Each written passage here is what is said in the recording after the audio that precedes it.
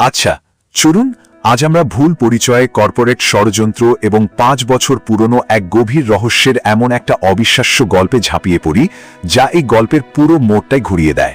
আজকের এই বিশ্লেষণে আমরা যে কাহিনী নিয়ে কথা বলবো সেটা আক্ষরিক অর্থেই একটা মেলোড্রামাটিক রোলার কোস্টার। বিশ্বাস করুন, এর পড়তে পড়তে লুকিয়ে থাকা আবেগ, বিশ্বাসঘাতকতা আর অতীতের ট্রমা আপনাকে শেষ মুহূর্ত পর্যন্ত স্ক্রিনে আটকে রাখবে। একটু ভাবুন তো, কি হতে পারে যখন একজন চরম ক্ষমতাধর বিলিয়নিয়ার সিইও হঠাৎ করে এমন একজনকে খুঁজতে শুরু করেন যে কিনা 5 বছর আগে তার জীবন বাঁচিয়েছিল। এই একটা মাত্র প্রশ্নই কিন্তু আমাদের আজকের পুরো আখ্যানকে সামনের দিকে নিয়ে যাচ্ছে। একজন মানুষ তার অতীতের এক অচেনা রক্ষাকর্তাকে হন্যে হয়ে খুঁজছেন, অথচ তিনি ঘুণাক্ষরেও জানেন না যে সেই মানুষটি তার কতটা কাছাকাছি রয়েছে। চলুন আমাদের আজকের বিশ্লেষণের প্রথম ভাগে প্রবেশ করি, গোপন রক্ষাকর্তার পরিচয়। এই গল্পের আসল গভীরতা বুঝতে হলে আগে আমাদের মূল চরিত্রগুলোর সাথে পরিচিত হতে হবে। এখানকার সবচেয়ে মজার আর কৌতূহল উদ্দীপক ব্যাপারটা কি জানেন? সেটা হলো এর ড্রামাটিক আয়রনি বা নাটকীয় পরিহাস। একদিকে আছেন অত্যন্ত ক্ষমতাধর সিইও মিস্টার মাই, যার কানে শোনার কিছুটা সমস্যা রয়েছে এবং যিনি তার জীবন বাঁচানোর ঋণ শোধ করতে আক্ষরিক অর্থেই মরিয়া। আর অন্যদিকে আছেন ওয়ান কিং, একজন ভীষণ প্রতিভাবান কিন্তু অবহেলিত ডিজাইনার, যার হাতে ওই 5 বছর আগের এক রাতের কারণেই একটা চিরস্থায়ী আঘাত রয়েছে। আমরা দর্শকরা শুরুতেই বুঝে যাই যে ওয়ান কিংই হলেন সেই কাঙ্ক্ষিত রক্ষাকর্তা, কিন্তু গল্পের এই দুই মূল চরিত্র পুরো ব্যাপারটি নিয়ে সম্পূর্ণ অন্ধকারে থাকেন।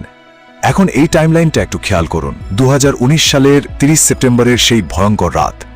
এই একটা রাতই হলো আমাদের গল্পের প্রতিটি দ্বন্দ্বের মূল কেন্দ্রবিন্দু।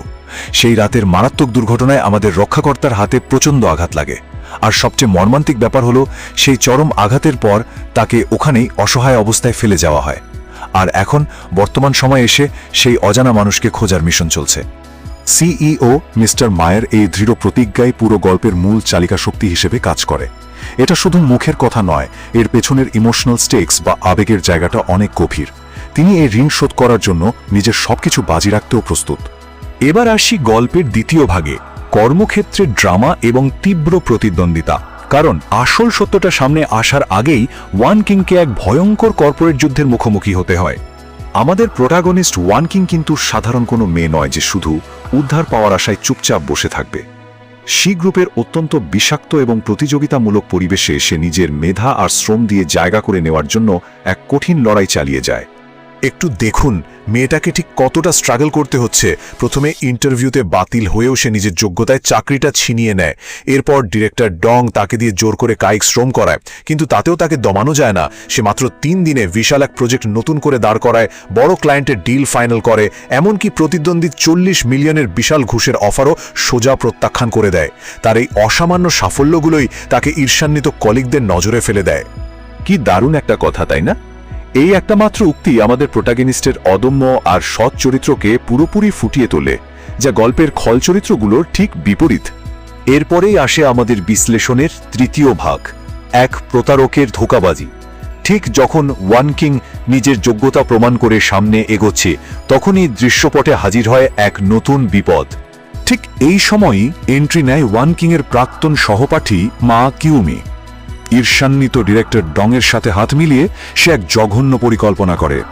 মিস্টার মাইয়ের এই মরিয়া খোঁজের সুযোগ নিয়ে সে নিজেই সে রক্ষাকর্তা সাজার সিদ্ধান্ত নেয়। সিইও মিস্টার মাই কিন্তু সাময়িকভাবে এই ফাঁদে পা দিয়ে ফেলেন। কেন? এই প্রমাণগুলোর দিকে তাকালেই বুঝবেন। মা কিউমি নিখুঁতভাবে জাল মেডিকেল রিপোর্ট তৈরি করে এবং সহানুভূতির জন্য হাতে মিথ্যে আঘাতের ভান করে, কিন্তু বাস্তবতা হলো আসল হাসপাতালের রেকর্ড আর হাতের ওই হাড় ভাঙা স্থায়ী ক্ষত, তার পুরোটাই রয়েছে কেবল ওয়াং কিংয়ের কাছে। অন্ধলোভ মানুষকে কোথায় নিয়ে যায়, এই কথাটা তার নিখুঁত উদাহরণ। ডিরেক্টর ডং এবং মা কিউমির এই চরম লোভ আর স্বার্থপরতায় আসলে তাদের অনিবার্য পতনের রাস্তা তৈরি করে দেয়। আর এখান থেকেই শুরু হয় আমাদের চতুর্থ পর্ব, ঈর্ষা, চুরি এবং গুন্ডা বাহিনীর আক্রমণ। কারণ এই প্রতারণা শুধু আর মিথ্যার মাঝে আটকে থাকে না, রূপ নেয় ভয়ঙ্কর অপরাধে। 100 মিলিয়ন, হ্যাঁ ঠিকই শুনেছেন, 100 মিলিয়ন মূল্যের একটা গোলাপি হীরার আংটি। সাধারণ অফিসের ডেস্কে এত দামি একটা আংটি কিভাবে ঘুরে বেড়ায় সেটা ভাবতেই অবাক লাগে, তাই না? কিন্তু এই আংটিটাই হয়ে ওঠে এক বিশাল সংঘাতের মূল কেন্দ্রবিন্দু। প্রতারক মা কিউমি অত্যন্ত দুঃসাহসের সাথে এই আংটিটা নিজের বলে দাবি তো করেই উল্টো সে ওয়ান কিংকে চুরির মিথ্যা অপবাদ দিয়ে ফাঁসানোর চেষ্টা করে, অথচ মিস্টার মাই এই আংটিটা তার আসল রক্ষাকর্তার জন্যই কিনেছিলেন। পরিস্থিতি একদম চরম পর্যায়ে চলে যায় যখন নিজের মুখোশ খুলে যাওয়ার ভয়ে মা কিউমি গুন্ডা ভাড়া করে। গল্পের মেলোড্রামা এখানে একেবারে তার বয়লিং পয়েন্টে বা ফুটনাঙ্কে পৌঁছে যায়। অবশেষে আমরা এসে পড়েছি এক্সপ্লেনারের একদম শেষ এবং পঞ্চম ভাগে, চূড়ান্ত সত্যের প্রকাশ, গল্পের সবচেয়ে ক্লাইম্যাক্স মুহূর্ত। ঠিক শেষ মুহূর্তে সিনেমার হিরোর মতো মিস্টার মায়ের আগমন ঘটে। লুকানো রক্ষাকর্তার এই ট্রোপটি এখানে তার চূড়ান্ত শিখরে পৌঁছায় যখন সিইও নিজে এসে ওয়ান কিংকে গুন্ডাদের হাত থেকে রক্ষা করেন। মিস্টার মায়ের এই ডায়লগটা শুনুন। আসল সত্য জানার পর তিনি প্রতারকের মুখোশ তো খুলেই দেন, পাশাপাশি এক অত্যন্ত নির্মম এবং নাটকীয় রায় ঘোষণা করেন। মনে হচ্ছে যেন একটা পারফেক্ট হ্যাপি এন্ডিং, তাই না? ভিলেনরা পুলিশের হাতে ধরা পড়েছে, তাদের জেলে পাঠানো হচ্ছে, আর হিরো হিরোইন অবশেষে একসাথে। মনে হচ্ছে এখানেই গল্পের শেষ। কিন্তু না, আসল টুইস্ট তো এখনো বাকি।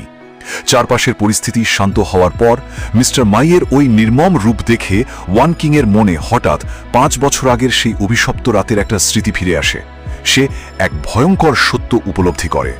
ভাবা যায় যে মানুষটা তার জীবন বাঁচানোর ঋণ শোধ করার জন্য এত মরিয়া হয়ে খুঁজছিল, সেই মানুষটাই হলো সেই ব্যক্তি যে 5 বছর আগে তার হাতে এই চিরস্থায়ী আঘাতটা করেছিল। পুরনো ট্রমার এমন এক অদ্ভুত পুনরাবৃত্তি পুরো হিসাবটাই পাল্টে দেয়। এটা এমন একটা অসাধারণ টুইস্ট যা তাদের দুজনের মধ্যকার সম্পর্কের পুরো সমীকরণকে সম্পূর্ণ উল্টে দেয়। ঋণ যেমন সত্যি, তেমনি সেই রাতের ওই বিশ্বাসঘাতকতাও সত্যি। এখন প্রশ্ন হলো, এত বড় এক আঘাত এবং সত্যিটা জানার পর তারা কিভাবে এই সম্পর্ককে সামনে গিয়ে নেবে? এই বিশাল ক্লিফহ্যাঙ্গার আর উত্তেজনাময় গল্পের শেষ কোথায় তা বিস্তারিত জানতে সম্পূর্ণ গল্পের সারাংশটি অবশ্যই পড়ে ফেলবেন, কারণ এরপর যা ঘটতে যাচ্ছে তা সত্যি আপনার কল্পনারও বাইরে।